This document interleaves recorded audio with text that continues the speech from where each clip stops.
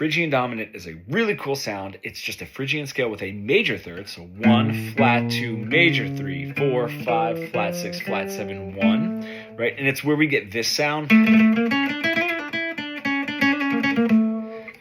And how we can use it functionally is looking at it as the 5, the dominant function, into a harmonic minor, which means we have a dominant push to our tonic, which we don't get in natural minor. And we have that T-do, or that natural 7, to the root note of its resolving tonic, which is really important. That's where we get this tritone resolve. What's really cool is if I make this a flat 9 to give it that really Phrygian sound, that Phrygian dominant sound, I now have that tritone, but also of this A7 flat 9, the 5 and the flat 9 give me another tritone that resolve to the flat 3 and the 5 of my tonic chord. So if I play this A7 flat 9, I have 2 tritones resolving into the tonic chord. This gets really, really cool if I were to sort of set it up in maybe a gypsy jazz way.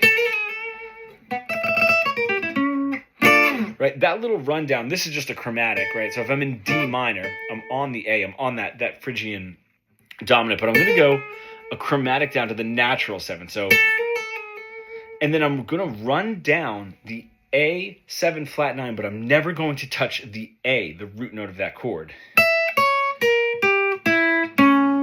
Ending on the 7 and then bringing me back up to the root note. Another way to look at that is if I set this A7 flat 9 up without touching the root note, which is a really cool way to do an arpeggio. Do an arpeggio with actually hitting that root, is if I start on either the 3 of the A7 or the flat 7 of the A7 flat 9, and I just set it up in walking up minor thirds,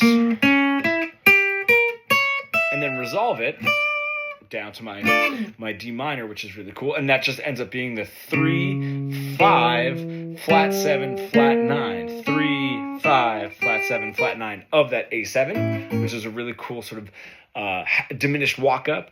And then if I were to do that, however I wanted, that can bring me up into resolving it to my relative major, because that function, that 5 to flat 9, can resolve back into an F instead of the D minor.